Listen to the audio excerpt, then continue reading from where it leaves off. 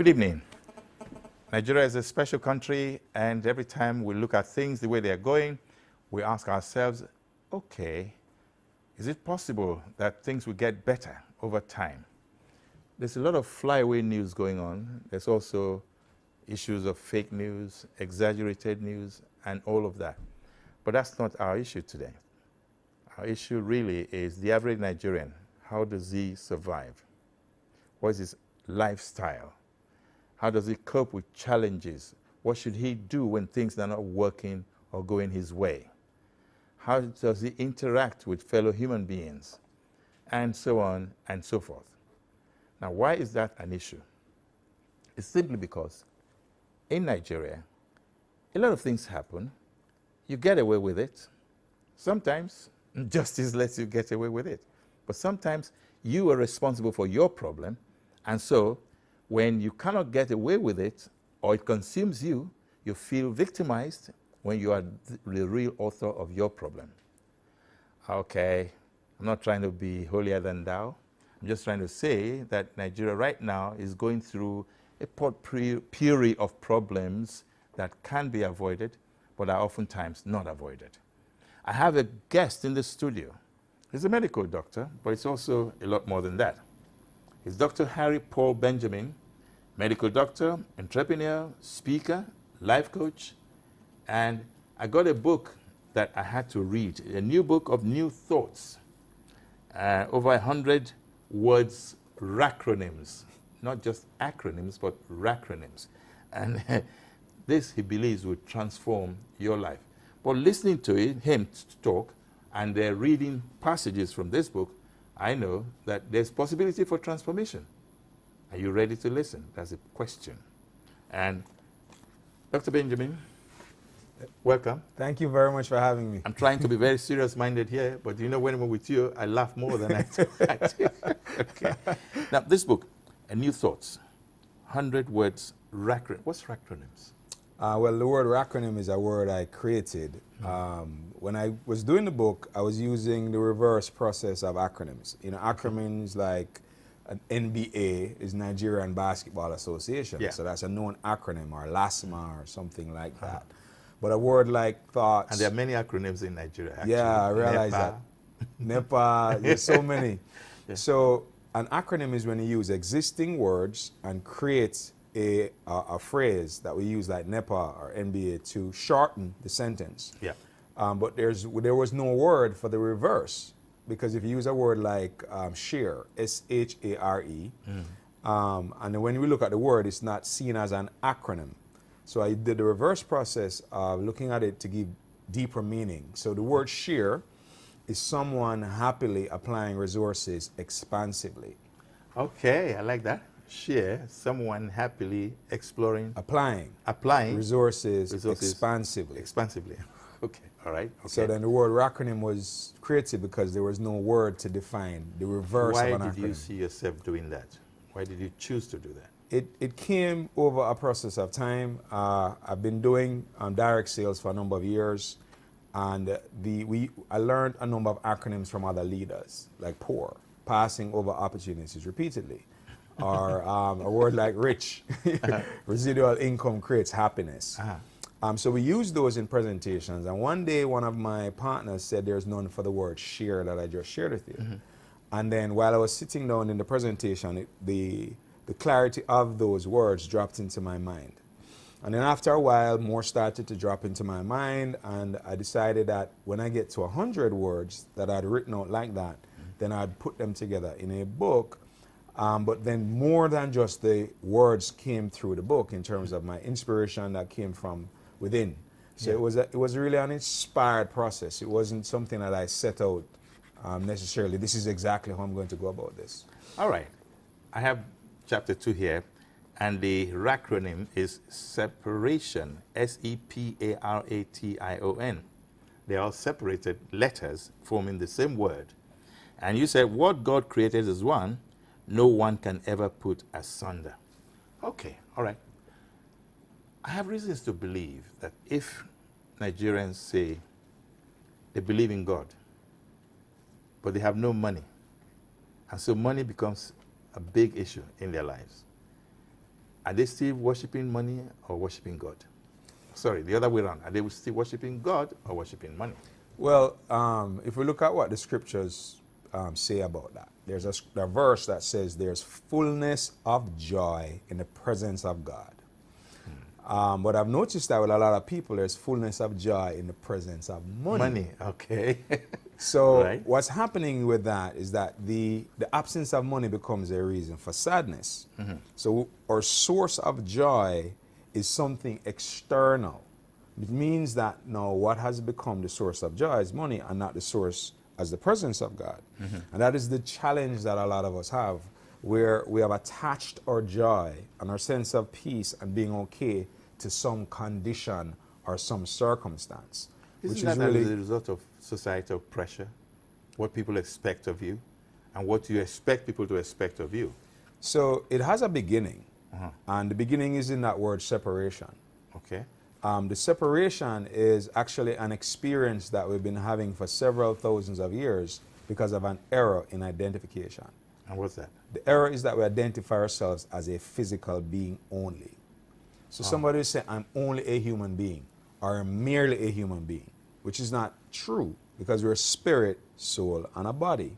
But most of us focus on the body and the experiences of our body as our identity, and forgot about our soul and our spirit. So over years and years and years and years, we've been having this misidentification with something tangible as opposed to the spirit, which is intangible and fleeting. And we really don't have a sense of the spirit as our self.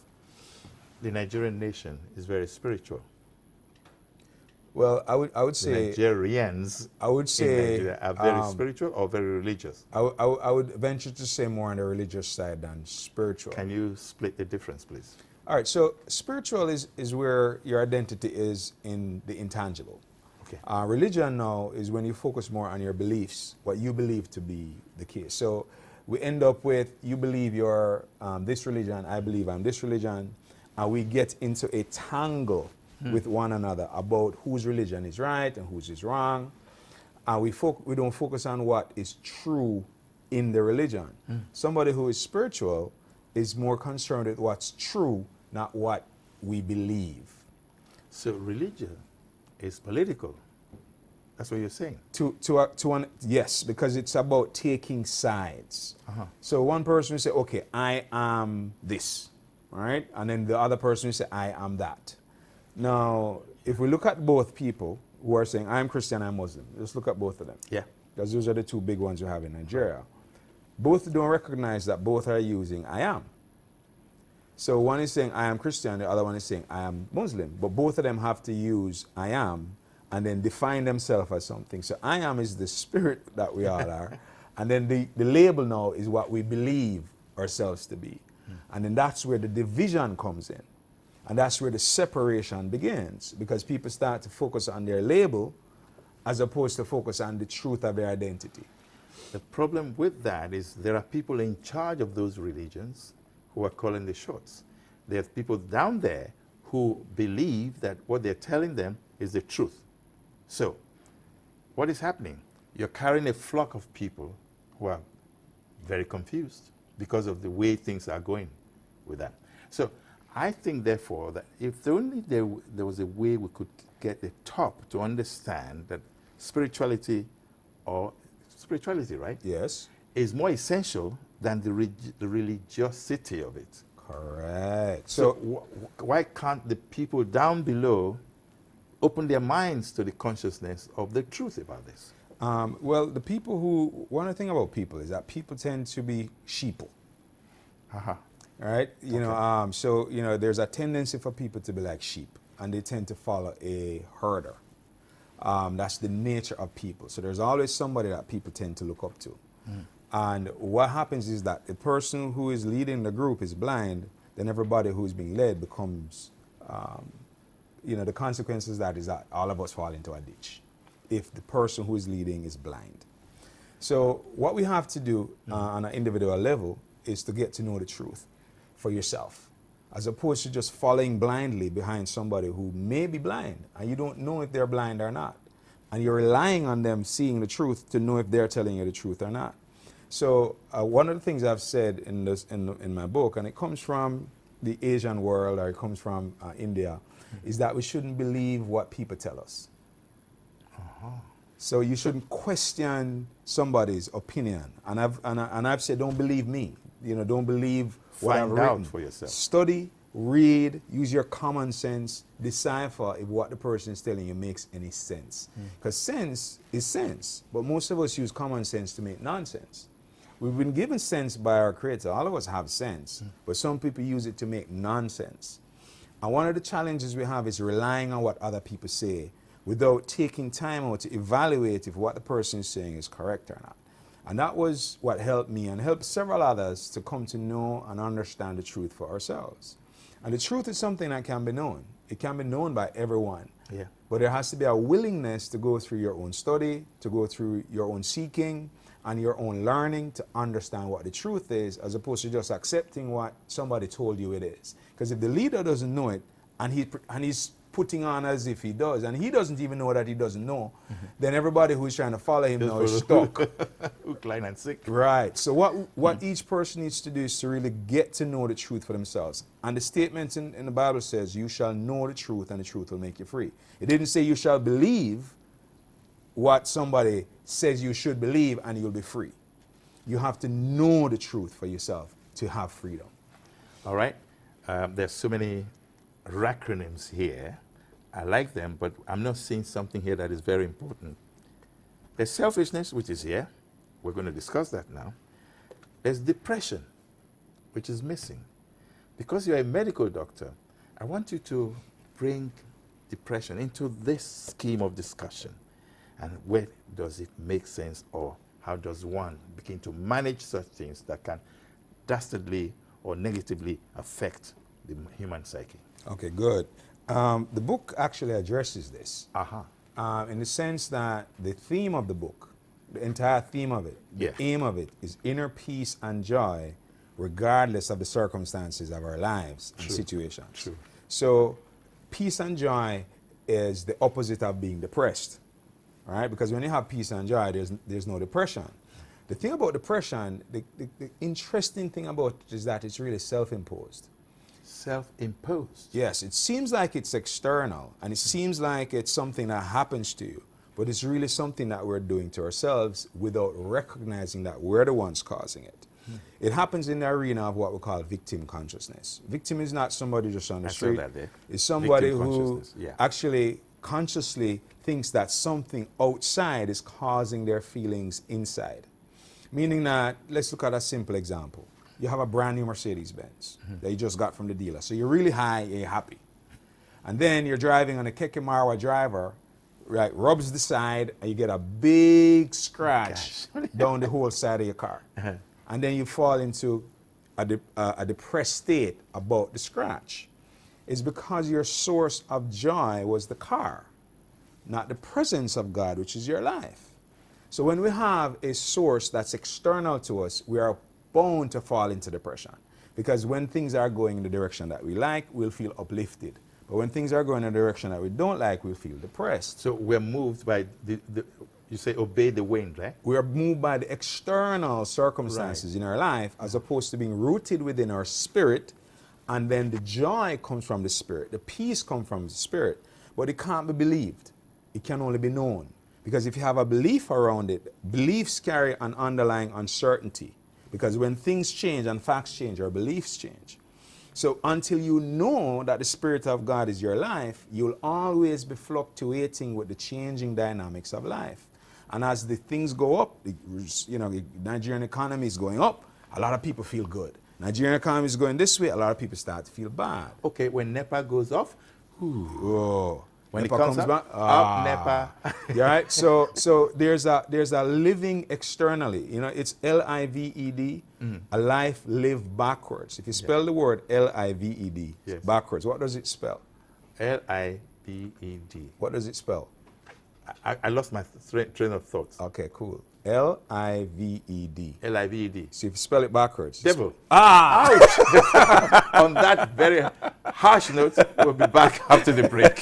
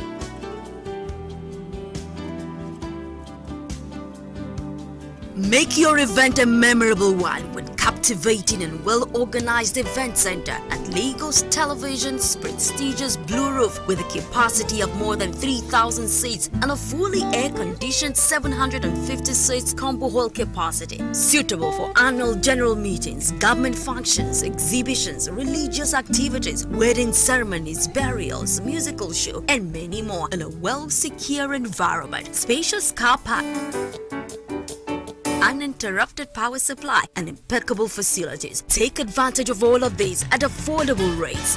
For inquiries, please call 0808-252-8742 or 0802-282-9898. Lagos Television Event Center, a tasteful event center for your delight.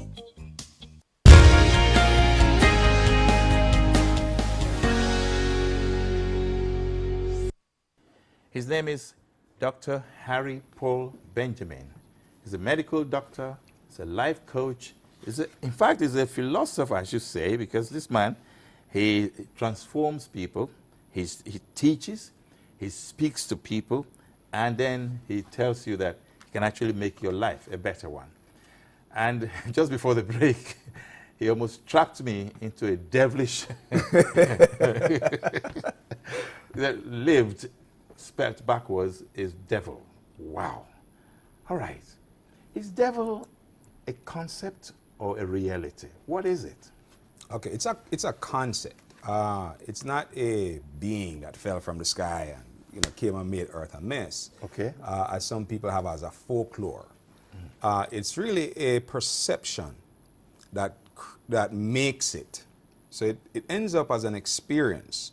So we do experience what seems like an opposition, but the originator of the experience is a belief. But everything comes from the brain, right? So as a man thinks in his heart, so is he, right? Jesus said it very well in 8 very simple but very powerful words. It is done unto you as you believe.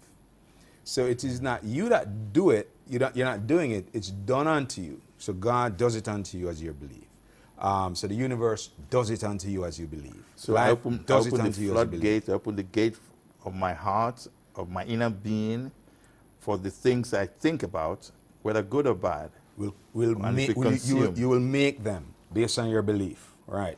So if we believe that life has an opposition to it, meaning that there's an opposite to life, what some people describe as the devil, then your belief in that opposition breaks life into a for and an against. And that happens in the arena of people thinking as victims. So when people think about an enemy, they are making, not really creating, but they're making an enemy out of a circumstance, a situation, or a person. So they will see the other individual as separate from them, and by seeing them as separate from them and then engaging in a dialogue within themselves that this person did something against me, and then therefore I have to do something to even the score or balance the equation. Well, that's not a good way to think, is it? But that's the belief that causes separation. The separation didn't happen in truth, because if we go back to the basis of it, all of us are coming from one creator. So we can't disconnect ourselves from the one creator. All of us are created in the image and likeness of our creator. But where we end up with division is I'm Nigerian, you're Ghanaian. I am Igbo, you're Yoruba. I am Muslim, you're Christian. And then we end up with these labels, and because of the history of all these labels, we have created a lot of division. But all of those divisions did not separate us from God. All of us are still one in the presence of God. And eventually more and more individuals will come to realize that we're one in the presence of God, even though we may call ourselves different names with different labels. Why do we develop that selfishness in us that makes us think that, okay, Dr. Harry is my enemy when I don't even know what he thinks of me? All right, so that chapter on separation, because we mentioned that word before, right? Yeah. The acronym for it is someone experiencing painful apparent restrictions, abandoning their infinite omnipotent nature. Ooh. So it begins with someone who believes that they're separate, and they will have an experience, because in life there's a law of experience and a law of our being. The law of experience means that your belief causes you to have an experience.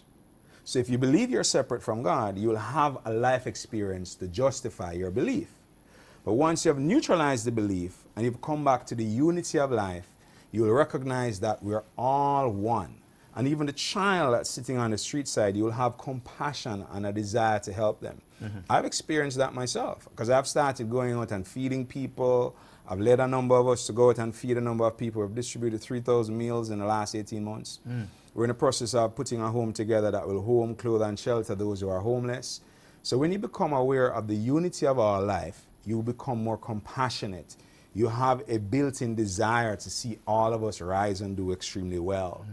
You don't see others now as an opposition. Even if they may do something, but you realize that they're doing it from a standpoint of ignorance. So it'll be easy for you to say, forgive them, Father, for they know not what they do. Because they're not doing it out of an understanding. They're doing it out of a lack of understanding. So they're against one another because of ignorance. But once the light of truth and they become aware of the unity of all of life, then there's no point being opposite to anybody. And also, if you do something to another, you have sown something that must come back to you. So if you do something harmful to you, inevitably it's coming back to you. so you realize but sometimes we choose not to believe that. That it will come back. It will come back, yes. Well, the thing is that the laws of God, your beliefs don't defeat them. All right? You know, you could believe that there's no gravity. Okay? You don't believe there's gravity. Go on top of the building and say you don't believe and jump off.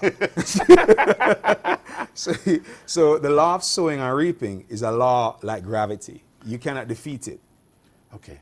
Now, I'll use a word, no, not a word, but a sentence that I picked from the law for journalists. It said, when you defame a person's character, in the estimation of the right-thinking members of the society, then you'll be liable in court, right? Estimation of the right-thinking members of the society. Who determines what's right or wrong in that wise? Well, you know, right and wrong it ends up being perspective. So a collective body of people may establish it's right for women not to wear shorts. All right? And then we have that as a law. And if any woman is caught wearing shorts, is arrested. So there's enforcement. Correct. So it's the society that came up with what's right and wrong. Okay. But then as the society evolves and matures, the society will change some of those rules that we had instituted for whatever the reason was. But laws are not something that change. They're immutable. So there are certain laws that are universal laws that have nothing to do with us being our opinion or point of view, like gravity. There are laws of the spirit, like sowing and reaping. We must reap what we sow. Not necessarily where, but what. So if you think about it, if you sow something foolish like a harm to another, your lineage, you will have to reap it because you've sown it. And it has to happen because it's a law, just like gravity is a law. So there are certain laws of our being, and one of those laws, which is touched on in this book as well, is the law of cause and effect. In understanding the true cause of our inner state, peace and joy, it's not caused by our environment, but you can attribute it to your environment, and when you do so, you have an experience as if your wife left you was the reason why you're depressed. You know, when many people have their broken relationships and they're still very happy. So it's not the external that caused it, is your relationship to your environment and the things happening around you. And it is for us to learn this so that we stop putting reasons onto our environment and situations for our peace and our joy. And when you take it back, you're taking your power back. That sounds like defeatist mentality, yeah? But let me quickly say here, okay, the lines are free. We would like participation by phone, so the number is on the screen. Call us, and then we'll take your calls. And if there are questions, we'll definitely provide answers. I am enjoying it. I don't know about you, but I think you should try to open up so that you can enjoy it. What's the meaning of pride? Oh, okay. That's an interesting one.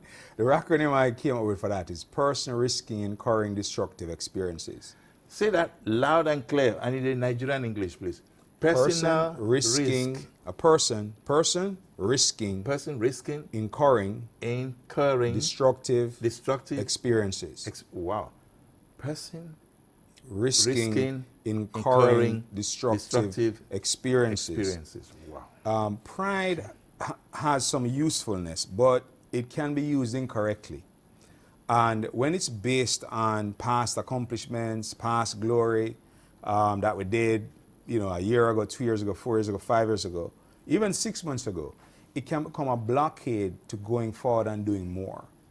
Because we sit down with, this is me, look at what I did, and and we puff ourselves up. Right.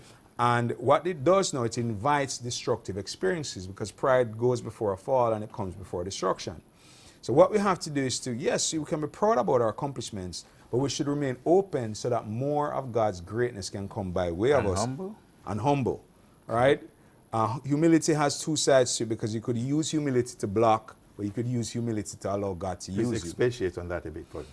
You can be, I'm humble, I don't want to shine too much. I don't want to show my gifts too much, because I don't want people to feel bad that I am being so brilliant. That's not true humility. Being humble is opening and allowing God to use us so that God can shine through us. Gifts, talents, capacities, innovativeness, Shared creativity, genius. Yes. Like for example, I'm in the process of a business that the idea came to me where we could pay ₦1 per bottle. There's bottles in the drains all over Lagos. Yeah. So I'm going to pay ₦1 per bottle for people to collect them. It will create employment, but I'm going to use them to make recyclable products like homes and pallets and different things. So humility is allowing the greatness of God in us to shine as our life, which means that you're going to glow, which means that people may say, hey, why you're going on like you're this or you're that. But it's not about being prideful. It's about allowing the greatness that's in our genes, in our being, in our heart and soul, to have a means for its expression, which is our very life.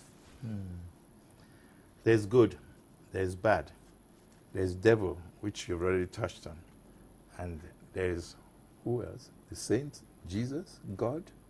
You can't compare devil with God, can you? No. Well, the devil is really an illusion. It's an illusion. Yeah, it's something that we. But God made. is not an illusion. God is life. God is expressed. Without God, there's no table, there's no chair, there's no me or you. So God expresses in many different forms. Yeah. The error of what we call bad is our making, is our temporary labeling of a situation. People say, like this story, I don't know if there's enough time to touch on this one, but it's a good story of labeling a temporary situation as bad, but when it's really working for your future good. Like this wise man wanted to drive a fast car. Yeah. And his car, he won the lotto. So his friend was saying, wow, it's such a good idea that you won the lotto. And the wise man said, maybe it is a good idea. But the friend was perplexed because you won the lotto, you have all this money. So the wise man bought a very fast car. And he was flying down the highway and he crashed. Both of his legs were broken. And he ended up in the hospital. So his friend came and said, it seems like it was a bad idea that you won the lotto. And the wise man said, maybe.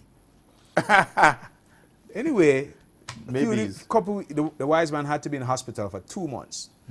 So there was a flood one night, and his house was on a hillside. So there was a landslide, and his house washed down at like 2 a.m. in the morning into the river. So his house and everything inside was destroyed. And he was in the hospital. And he was in the hospital. So his friend ran to him the next day and said, wow, it's a good thing you won the lotto because of the lotto you bought the car. If you didn't buy the car, you'd be at home and you'd be dead right now. He said maybe. Maybe. So what we call bad is a temporary assessment without knowing what its actual purpose in our future good. Because the statement says all things work together for good, which means that what we call bad today is really a part of what's necessary for your future good. But it's just a temporary label. Everything comes together. Every mistake is used for a future blessing.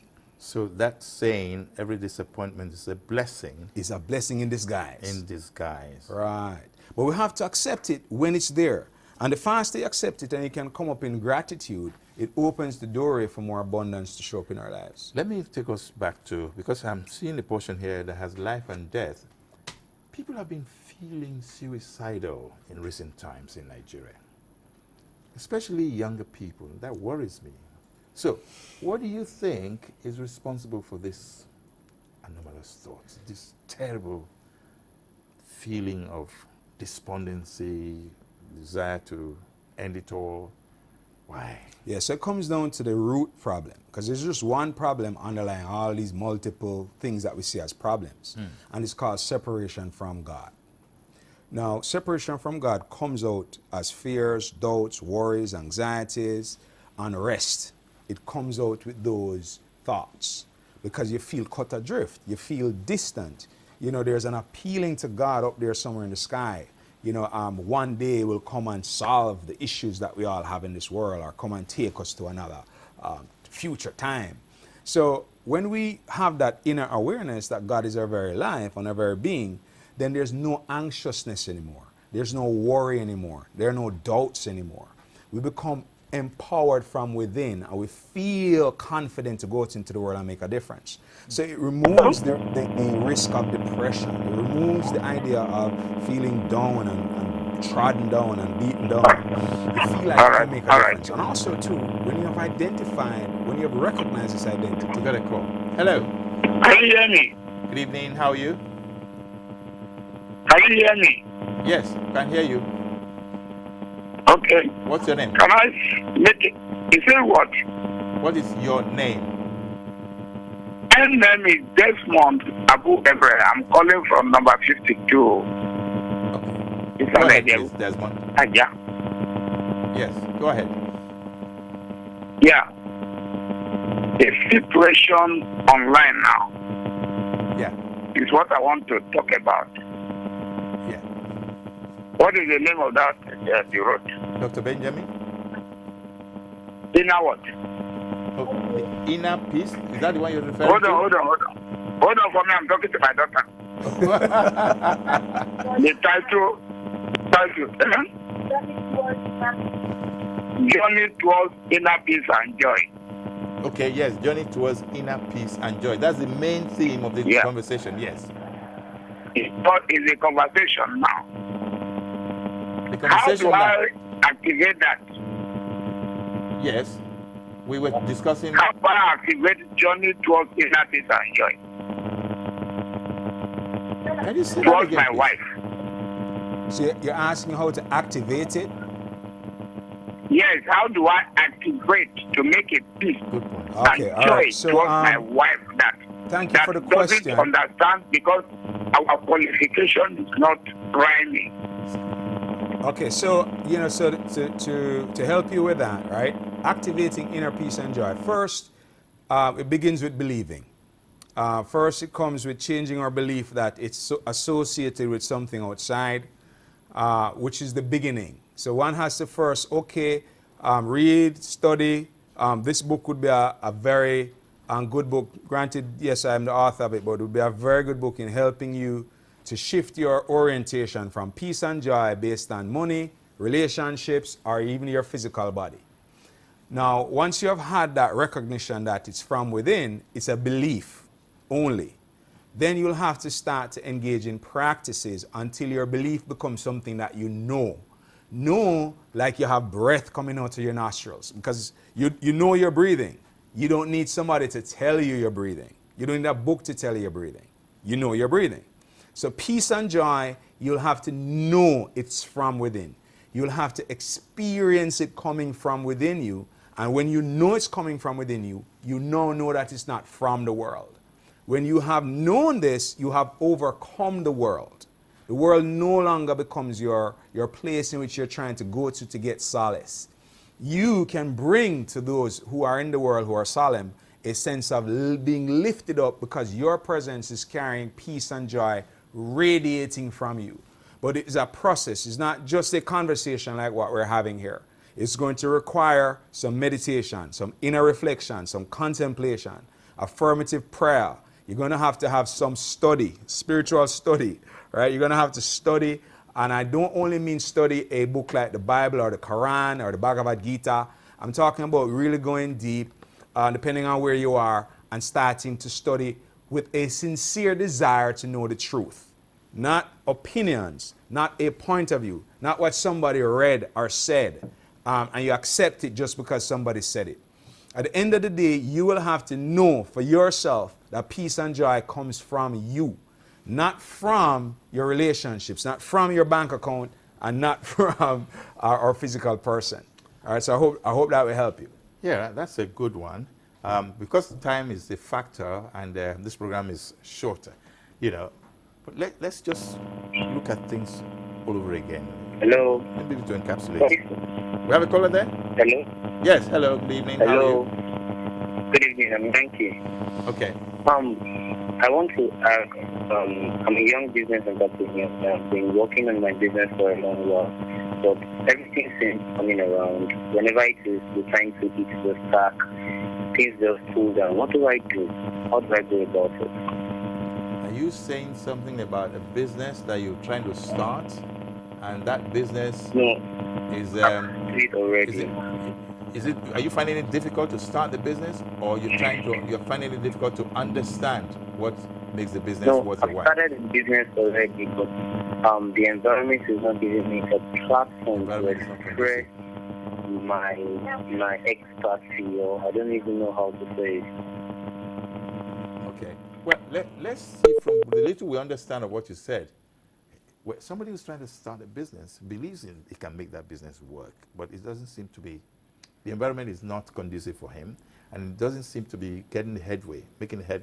What do you have to say? Well, you know, You're a life coach. yeah. So you know, there's the business that we're doing.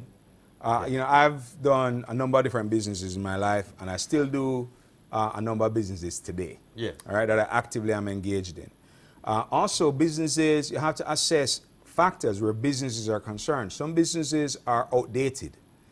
Some businesses are are outdated. outdated. Oh, okay. You know, so you have to check to see what's happening with maybe go back 5 years, 7 years to see those people who are in that same line of business and see how they're faring today. Are they doing well? Is that particular business environment expanding, or is it contracting? Because if the business environment is contracting, it will become increasingly more difficult for you to be profitable in that business. So you also want to pay attention to those other factors. Also find someone, it's not easy, but find someone who could mentor you in that particular business arena. Somebody who's very successful. See if they will be willing to accept some compensation to give you guidance and advice so that you can mitigate against those losses. There's always wisdom in the multitude of counsel. So the more individuals that you can actually have weighing on the situation, it could possibly help you. Now, ultimately, one of the best guides you could have about business is inner guidance, all right? But that takes time to cultivate properly to where you're really in tune to the spirit of life guiding you so that you get proper guidance and you will be nudged. Go over here, leave that, go over here, start this, do that. You know, you'll be inspired to do greater things than you're doing now. But it takes time to flesh that out so that we have that inner guidance now starting to play a role. Okay, our time is up, and that's why we have to end it at this point. But how can they reach you very quickly? 080-8382-4229. Send me an SMS, 080-8382-4229. Say that again. 080-8382-4229. Okay. Okay. Well, phone numbers have never been the best for me, so I see my eyes dancing left, right, and center, just trying to get the camera right. Yes. Thank you so much. Man, it's Dr. been my Benjamin. pleasure and my I have to privilege bring you being back here. because we haven't even scratched the surface of this book. But the book is entitled A Book of New I've got it Thoughts. here. A Book of New Thoughts. 100 words, acronyms that will transform your life. It is very interesting, and I think it's something you want to get a copy of. All right? Thank you so much. Good night. Next week, another Sunday for Soni Irabor Live. Bye-bye now. Wow, man, that was amazing.